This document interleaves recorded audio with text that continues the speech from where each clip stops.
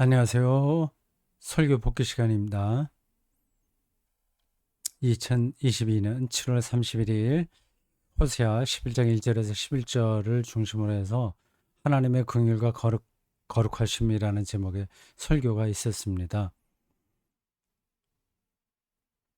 2700년 전 북이스라엘에서 하나님의 말씀을 선포하던 선지자 호세아의 문서입니다.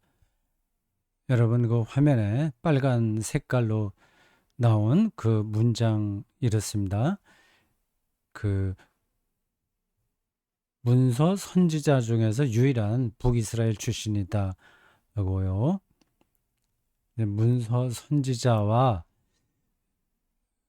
문서가 없는 선지자 차이는 여러분들이 아는 분들은 아실 겁니다.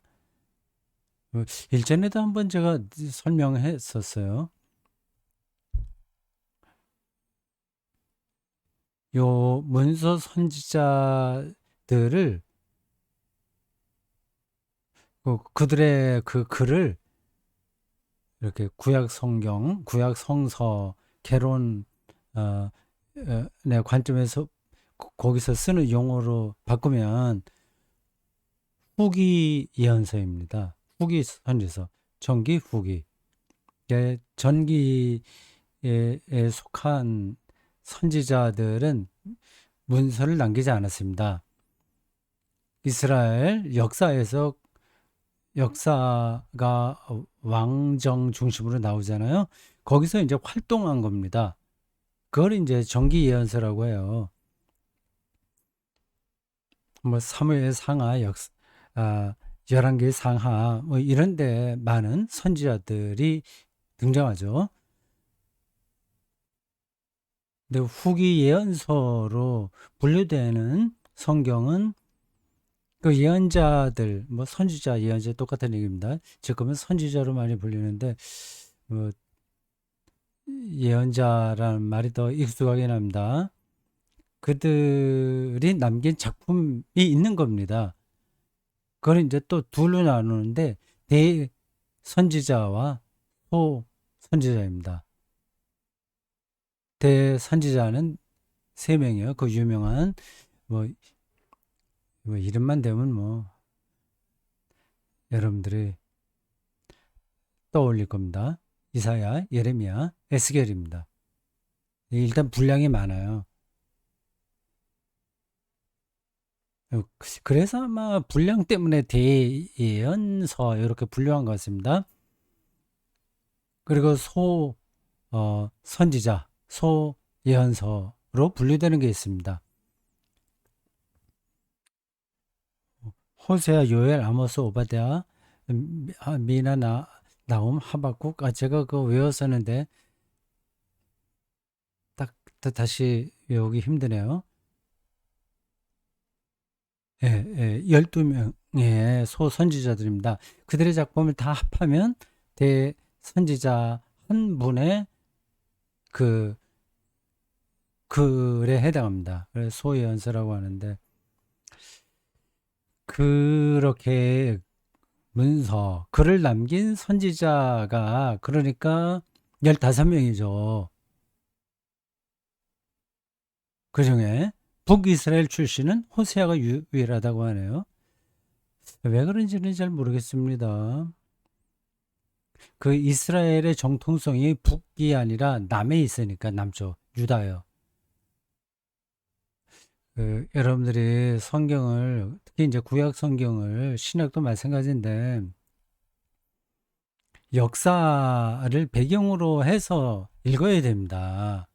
한국 그리스도인들에게 그 하나의 약점은 그 역사적 배경에 대한 이해가 전혀 없이 그냥 무작정 성경 읽는 거예요. 그래서 한 큐티 정도 수준이라면 뭐 그래도 괜찮은 거로 우리가 생각하는데 뭐 큐티도 큐티 나름이죠. 근데 성경은 모든 게 역사 안에서 나온 겁니다. 그냥 공중에서 뚝 떨어진 게 아니라 그거를 그 뭐 오늘 우리가 보게 될 그 호세아서 이 선지자 이름하고 책 이름하고 그냥 다 붙어버렸어요. 옛날에는 그걸 좀 구분해서 했습니다. 호세아라고 하는 선지자가 있고 그가 쓴 혹은 설교하고 제자들이 어, 이렇게 어, 보관했던 기억했다가 다시 쓰거나 어쨌든 그 그런 작품을 호세아서라고 했습니다. 근데 지금은 호세아와 호세아서가 분리를 안 해요. 약간 혼동될 때가 있습니다. 그걸 감안하고 여러분들이 읽으셔야 됩니다.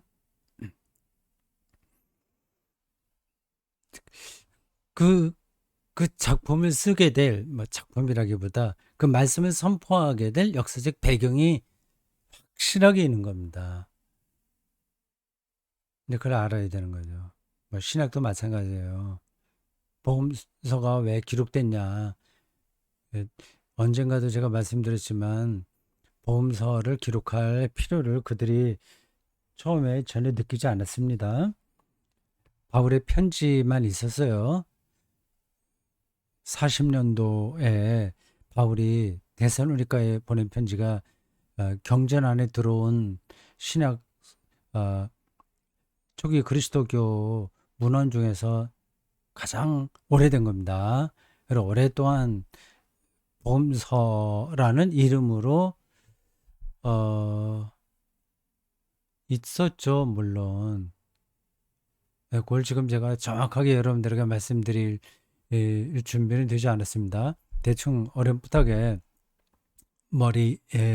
제 머릿속에 그려져 있는 건데, 어쨌든 지금 우리가 경전으로 사용하고 있는 네 복음서 이게 없었어요. 그걸 기록한 게 70년대 이후니까 상당히 후대죠. 그것도 다 필요성이 있어서 기록한 겁니다. 사도행전도 그렇고 다 그렇습니다. 다른 말이 길었네요. 하여튼 이 호세아는 좀 특별한 사람이다. 남유다의 정통성이 있어서 제가 저 얘기를 하려고 하다가 역사까지 나왔군요. 잠깐만 이야기가 옆으로 흘렀습니다. 북이스라엘과 남유다의 그 분단되는 그 과정 그리고 각각의 나라가 어떻게 지내왔는지 그런 것들을 전제해야 좀 알고 있어야 구약 성경이 눈에 들어오는 겁니다.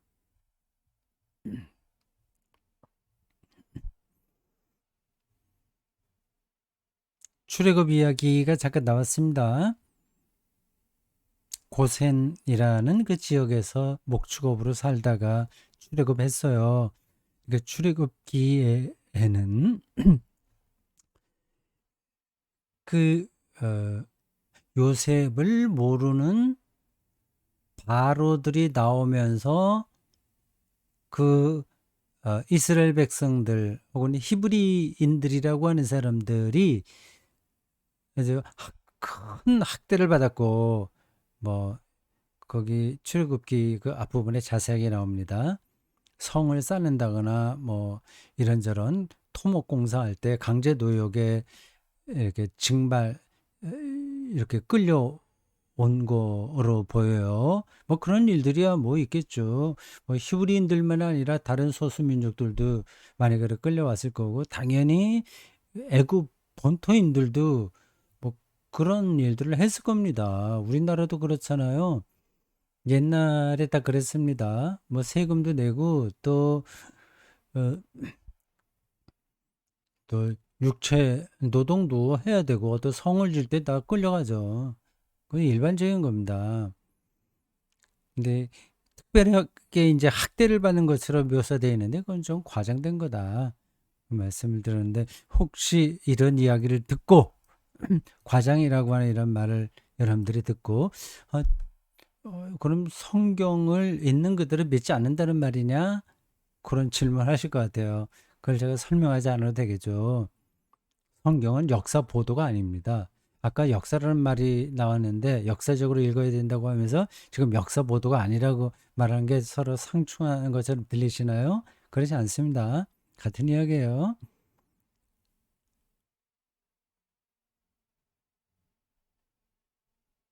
성경은 사실 보도가 아니라 어떤 사건 보도입니다. 아마 그 정도라고 넘어가죠. 네, 여기 시도 있고 과장도 있고 뭐 설교 이번에 그 어려운 단어가 한번 나왔는데 신인 동용론 이런 어, 문학적 장치, 의인화 그런 것들이 있습니다. 근데 그런 걸 보고 그걸 사실대로 받아들인다면 그건 참 어처구니 없는 거예요.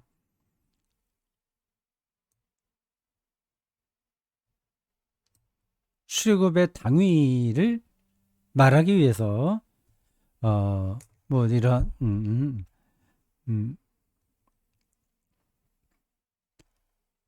그 학대를 많이 받은 걸로 설명하는 건 뭐 자연스러운 거죠.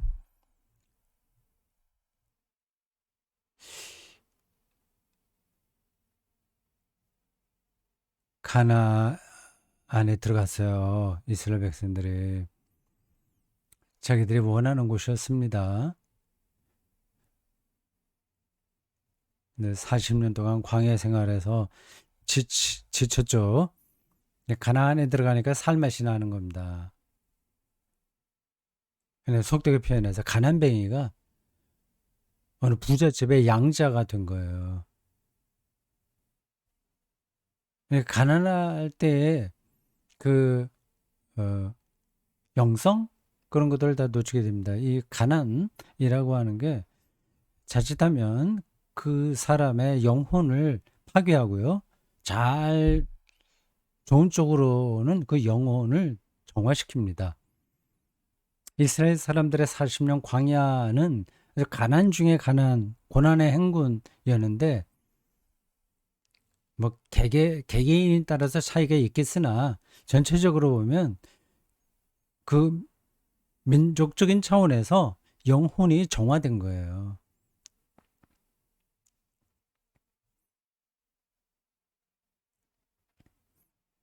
만나 하나만으로 자기들의 생존이 보장된다는 믿음에 들어간 겁니다. 그런 정도로 영혼이 정화됐다고 하는 건 놀라운 거 아닙니까? 근데 그런 삶의 태도를 견지한다면 두려울 게 하나도 없는 거죠. 그래, 하루 먹을 것만으로 만족한다 하면 뭐가 두렵겠습니까?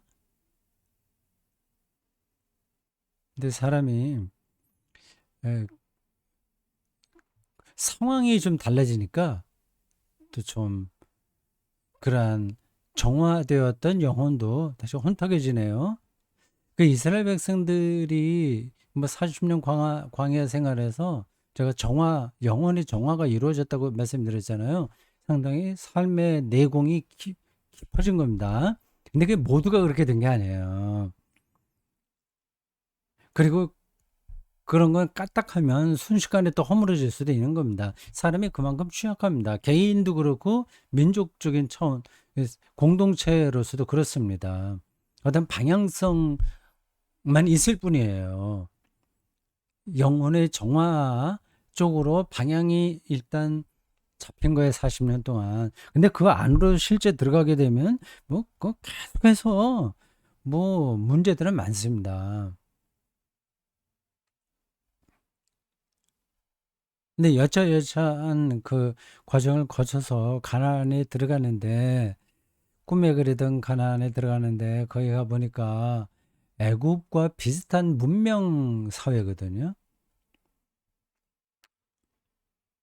근데 가나안이 가나안 문명이 어땠냐 하는 거는 제가 자세하게 말씀드리지 않았습니다. 그때 뭐 철기 문화였다고 하든가, 뭐 청동기 문화였다고 하든가, 광야에서 전혀 듣도 보도 못한 아주 찬란한 문명이 그 가나안에 있었습니다. 그, 그, 어, 가나안, 거기 에서의 삶이 아, 굉장히 풍요롭거든요.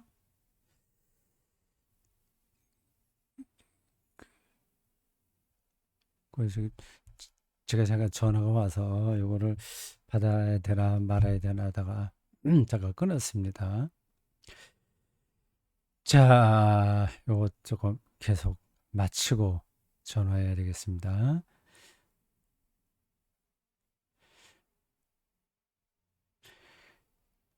가나안 문명에 대한 이야기는 역사적으로도 좀 많이 남아 있습니다. 그건 제가 다 생략하겠어요. 여기 지금 빨간 문장으로 이렇게 바꿔놓은 거 보십시오. 추수가 끝난 뒤에 마치 축제를 연다. 그 농경 문화가 아, 이제 발전했거든요. 광야에서는 유목민으로 살다가 떠돌이죠. 이제 가나안에 정착된 그 문명 속에 들어오니까 저 멋진 겁니다. 그러니까 럭셔리한 거예요.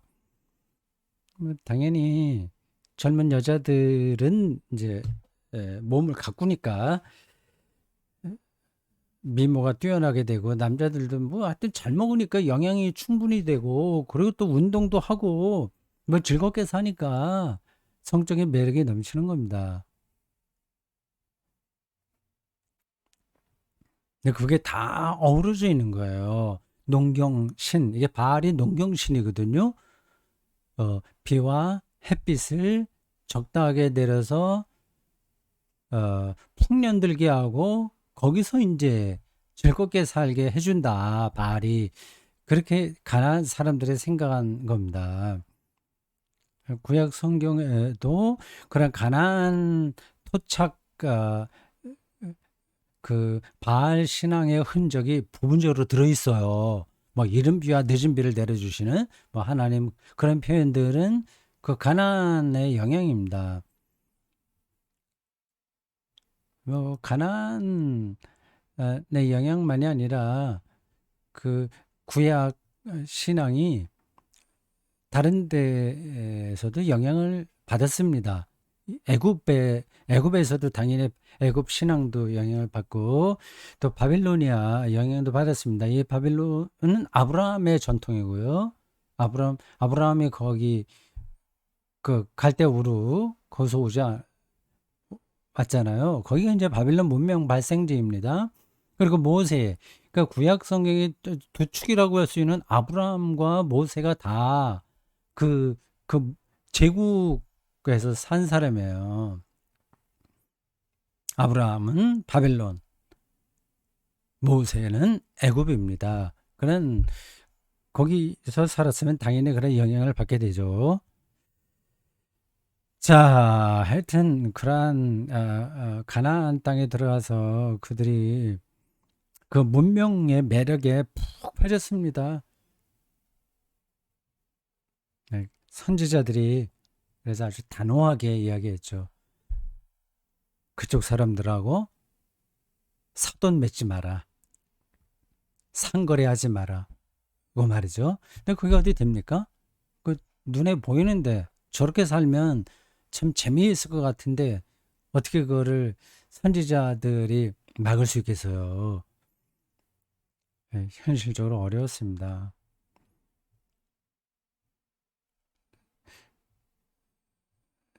그, 그 애굽, 애굽도 제국이에요. 가나안은 제국은 아니지만 거의 비슷한 방식의 어, 이데올로기가 지배하던 곳입니다. 풍요와 다산이에요. 많이 생산하고 많이 쓰고 많이 낳고 사람들 늘어나고 하여튼 요즘 말로 한다면 부자가 되는 거죠. 세계의 정상급 나라가 되는 겁니다. 근데 초기 그리스도교도 그러한 제국 안에서 발생한 겁니다. 시작했습니다. 로마예요. 애굽, 애굽, 가나안, 그리고 로마, 더 거슬러 올라가면 바벨론. 바벨론은 아브라함의 고향이라고 했는데 나중에 또 이제 바빌로니아가 여러 번 생겼다 없었다 생겼다 없어졌다 했거든요. 그래서 1차, 2차, 3차 뭐 그렇게 세계사에서는 이야기를 합니다. 그 기원전 587년에 그 남유다가 바벨론에 의해서 망하잖아요. 포로로 잡혀갑니다. 그러니까 바벨론은 아주 역사적으로 거슬러 올라가 아브라함의 조국이면서 동시에 한참 후에 한 1000년쯤 후에 1000년인가 하여튼 한 상당한 세월이 흐른 다음에 그 중동의 패권을 가진 나라로서의 바빌론이기도 합니다. 그러니까 구약, 신약 모두 다 제국 안에서 신앙이 발생한 거죠.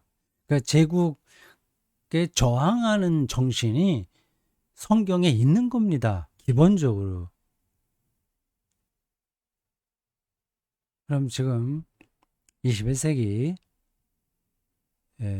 를 보면 똑같은 제국주의거든요. 실제 제국인 뭐 미국이나 뭐 중국 이런 나라만이 아니라 우리도 다 흉내 내려고 하는 거 아니겠어요? 풍요와 다산. 물론 지금은 아기를 적게 낳아서 문제라고 하는데 다산이 딱 말 그대로 적용되지는 않아요. 그러나 기본 정신은 마찬가지입니다. 네, 뭐 아기를 적게 낳는다는 것에 대해서 사람들의 뭐 정치학자나 뭐 경제학자나 뭐 교육학자들이 다 뭐 이렇게 문제다 얘기하는데 저는 그게 왜 문제인지 모르겠습니다. 인구가 줄어든다고 하는 게. 하여튼 뭐 그건 그렇고 기본 정신은 지금 이 자본주의가 애굽의 제국주의, 애굽 제국 그리고 가나안의 풍요와 다산 패러다임, 그러니까 바벨론, 로마 똑같은 겁니다. 근데 성경은 여기에 저항한 거예요. 그래서 그것의 클라이막스는 예수의 십자가 죽음이죠. 로마라는 제국의 법에 의해서 예수가 십자가 처형당한 거 아닙니까? 이건 명명백백한 역사적 사실이고 또 그리스도교에서 가장 중요하게 생각하는 구원 사건 아니겠습니까? 그렇다면 구원은 그런 로마와 같은 제국주의에 저항하는 거예요. 저항하는 데서 발생하는 겁니다. 근데 지금 우리가 그렇게 저항하나요? 전혀 그렇지 않죠. 그러니까 성경 신앙과 성경의 가르침과 그 기본 정신과 오늘 우리의 신앙 행태와는 어, 결이 다르다. 이렇게 얘기할 수 있습니다. 오히려 호세아가 그렇게 가슴 아프게 비판했던 그 당시 가나안에 들어갔던 고대 이스라엘 사람들의 행태와 똑같다 우리가. 그게 너무 부러운 거예요, 가나안이. 흉내내고 싶어 하는 거예요. 뭐 그래서 잘 먹고 잘 살면 좋겠죠.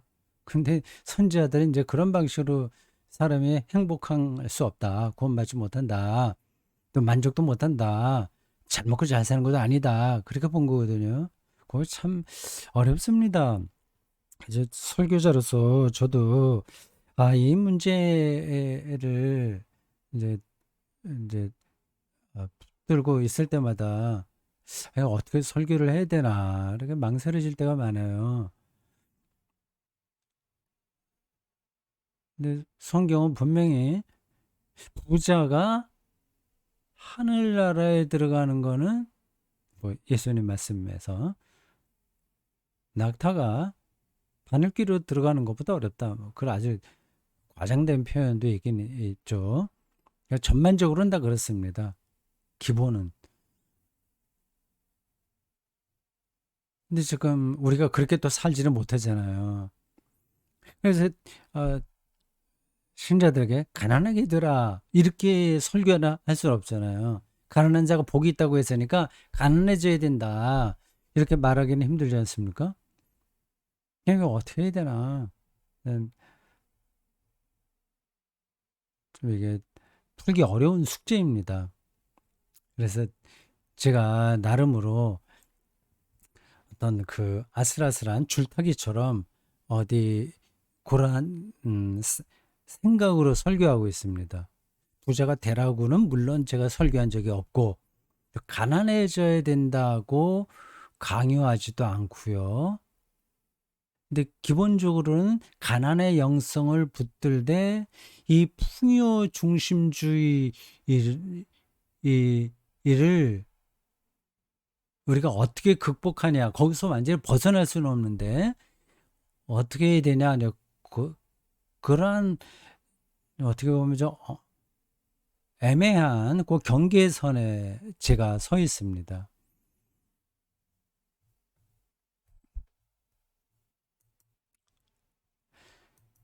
선지자들이 아무리 뜯어 말려도 대중들은 자기 눈에 볼 때 좋은 걸 따라가게 돼 있습니다.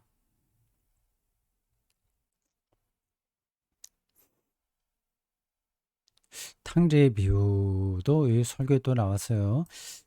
뭐 다른 설교자들에게도 비슷하게 나타나는 현상인데 어느 설교 본문을 중심으로 설교를 하면서도 다른 성경을 또 끌어들인단 말이에요. 근데 그게 너무 자주 있으면 좀 좋지는 않습니다. 뭐 성경 여기저기 있는 거 다 끌어다가 자기 하고 싶은 말을 할 수 있거든요. 그 방식이 아닌 것으로 그 방식이 아니라기보다도 어떨 때는 뭐 다른 성경 구절을 끌어들이긴 해야 됩니다. 근데 그게 습관적으로 되면 좋은 건 아니에요. 근데 탕자의 비유는 제가 여러 번 다른 본문으로 설교하면서도 끌어온 것 같아요. 근데 그게 굉장히 인상적인 거기 때문에 그렇습니다. 탕자의 비유만 갖고 책을 한 권 써도 될 것 같아요. 거기엔 많은 게 담겨 있습니다. 탕자의 비유 말이에요. 정말 놀라워요. 이게 어디 다른데 이 비슷한 이야기가 있는 걸 예수님이 빌려다가 한 건지 아니면 예수님의 독창적인 이야기인지는 잘 모르겠습니다. 약간 빌려올 수도 있고 아닐 수도 있는데 그건 뭐 중요하지 않습니다. 예수님의 말로 저렇게 설명된 나온 이야기라고 하는 건 분명하잖아요.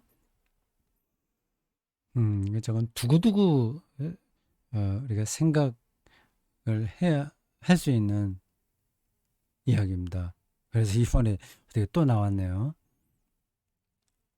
하나님의 긍휼이 둘째 아들 회개했기 때문에 그들을 위해서 잔치를 베푼데 그게 아니다고 하는 거죠.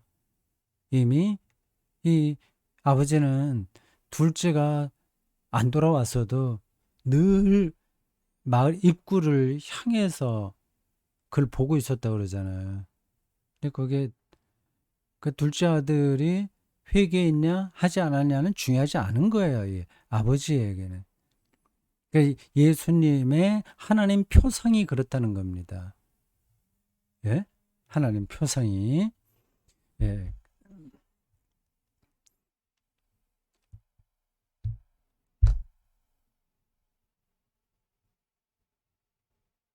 그래서 그 이야기를 잠깐 드렸어요. 회개했냐 안 했냐가 그 하나님에게는 어, 여기서도 좀 쉬운 건 아닙니다. 중요하긴 하죠. 예, 잘못한 사람들을 징벌해야 된다는 하나님의 심판을 무시하고 어떻게 우리가 하나님을 바르게 이야기할 수 있겠습니까? 근데 그건 전제되는 건데 하나님의 긍휼하심이라고 하는 더 높은 차원 여기서는 회개했냐 아니냐 선하냐 악하냐 하는 게 문제가 되지 않는다는 에, 그걸 말씀드리는 거죠.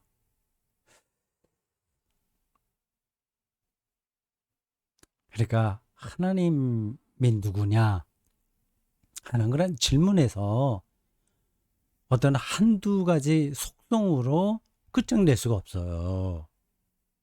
하나님의 선하심이 근데 우리가 생각하듯이 그런 선한 건 아니거든요. 그러니까 그 고, 그래서 그 말이 정확한 게 지금 생각이 안 나서 망설이는 겁니다. 그러니까 하나님 표상, 다른 말에 표상이라고 말할 수밖에 없어요. 하나님에 대한 이해죠, 인식. 그거는 삼각형, 원 이렇게 결정된 게 아닙니다.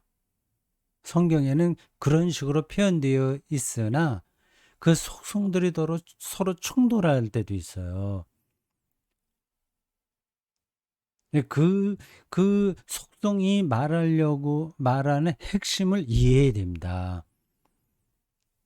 그리고 다른 전체적인 하나님에 대한 먼저 경험했던 사람들의 설명을 근거로 해서 자기가 성경에서 배운 하나님 이해를 더 넓혀가야 되죠.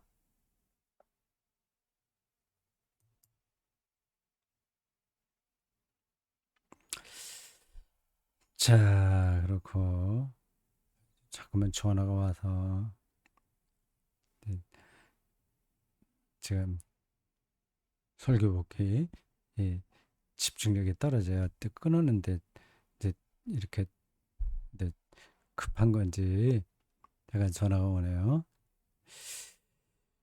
자, 일단 그래도 우리 요거 다 마치는 거 하고 해야 되겠습니다. 하나님의 긍휼이라는 이 말이 그 무슨 말씀인지 전달이 됐죠. 하나님의 긍휼, 그 하나님 표상이 긍휼로 나타난다는 겁니다. 하여튼 뭐 그걸로 접어두고 하나님을 긍휼한 존재로 인식하고 경험한다는 말은 실제 우리의 삶에서 두 가지 사실을 의미한다. 그렇게 얘기했어요. 하나는 우리가 참 부끄럽다. 여기입니다. 하나님의 긍휼이 아니면 우리는 우리의 삶을 버텨낼 수가 없습니다. 이건 조금 그 사람이 도덕적이냐 아니냐, 착한 애 아니냐, 그거하고는 전혀 관계 없는 겁니다. 더 고상하고, 선하고, 도덕적으로 산 사람일수록 저 느낌이 더 강해져요. 참 부끄럽다. 더 강해집니다.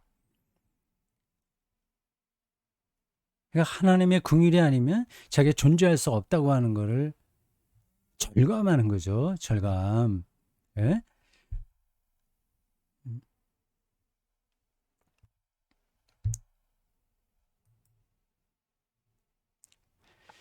자, 그게 하나고, 두 번째는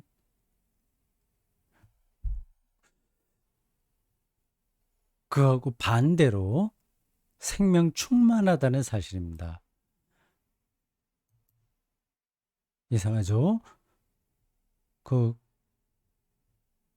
하나님의 긍휼에 대해서 서로 다른 이야기가 나오는 거예요. 우리의 삶에서 서로 다른 면을 경험하는 겁니다. 하나는 부끄럽다고 하는 사실이고 또 하나는 참 멋지다 이거죠. 우리의 삶이 생명 충만하다 하는 겁니다. 부끄럽다고 하는 거하고 참 이게 생명 충만하다. 이게 좀 반대처럼 보이는데 결국 이거 두 사실을 절감하는 사람은 하나님의 긍휼을 보는 겁니다. 하나님의 긍휼이라는 빛에서만 우리는 이익을 붙들 수 있는 거예요. 예?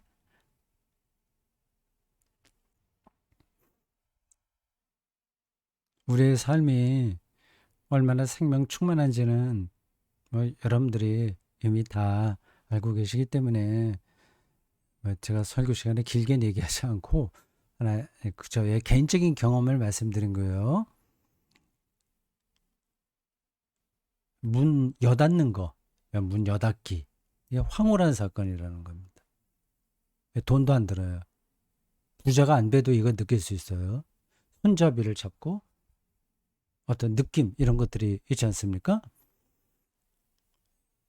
방문을 밀거나 또 옆으로 하거나 요즘 에, 저도 우리 집에도 문이 많아요.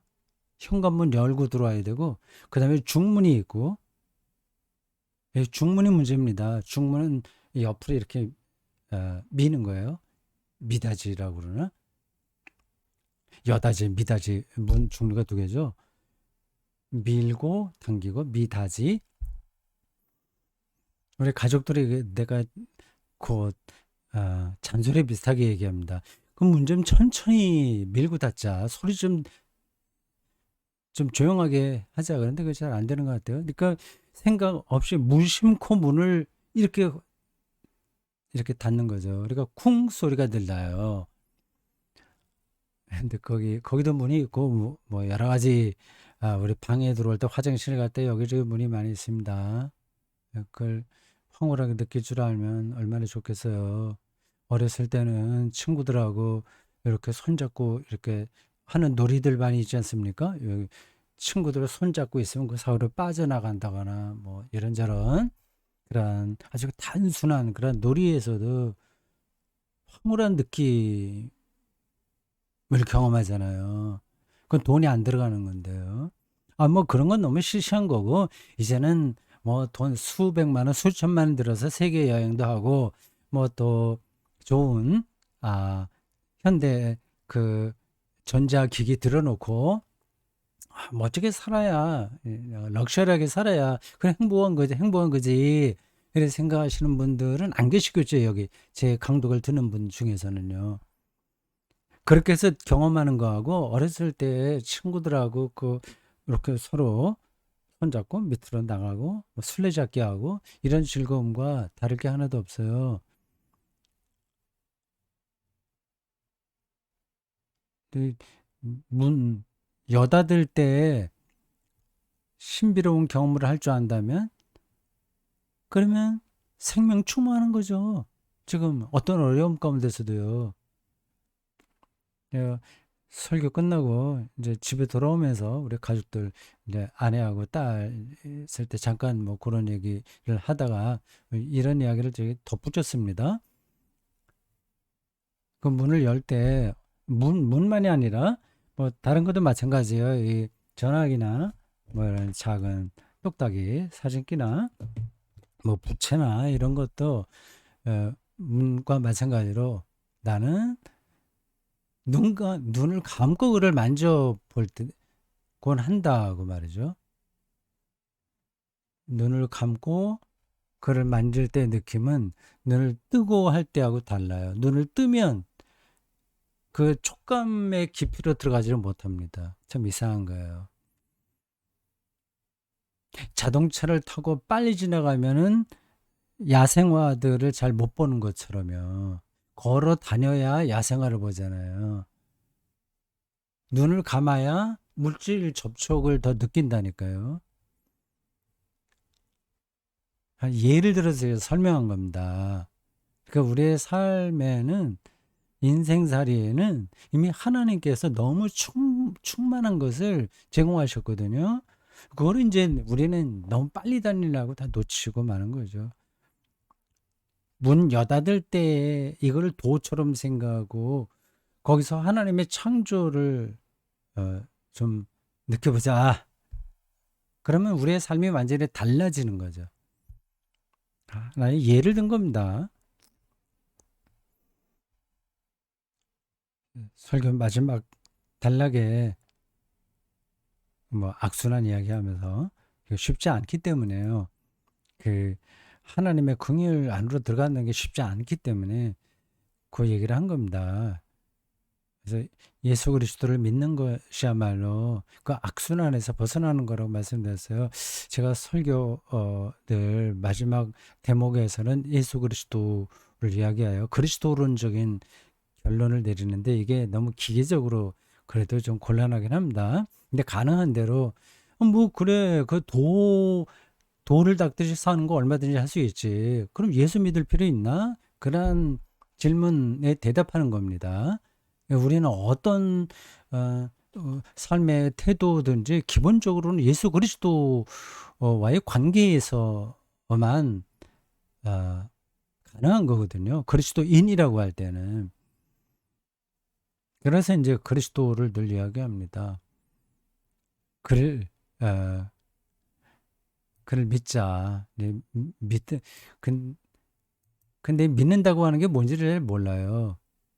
이게 믿어보지를 못했기 때문에 그렇습니다. 우리는 늘 의심하면서 살아요. 궁금해서 질문하는 게 아니라 의심하는 겁니다. 모든 세상살이가 다 그렇게 굴러가요. 그래도 그렇게 의심하도록 오늘 현대 사회가 교육도 그렇게 시켜요. 젊은이들을 계속 그렇게 만듭니다. 우리도 다 그런 과정을 거쳐왔어요. 그래서 믿음이 어떤 사건인지를 잘 모르는 거죠. 이런 것들은 또 한편의 설교가 되는 건데, 결론으로 이렇게 딱 마무리해 버리니까 약간 아쉬운 감이 있어요. 뭐 어쩔 수 없습니다. 예, 예수 그리스도를 믿을 때 하나님의 긍휼과 거룩하심을 우리가 절감한다. 그럴 때 우리의 삶이 자유로워진다. 구원받는다. 그 얘기였습니다. 자, 이번 주간이 또 휴가철 마지막인가요? 아직까지 좀 더 있을까요? 예, 이제 8월이 시작했네요. 예, 잘 지내시기 바랍니다. 다음 주에 또 뵙겠습니다.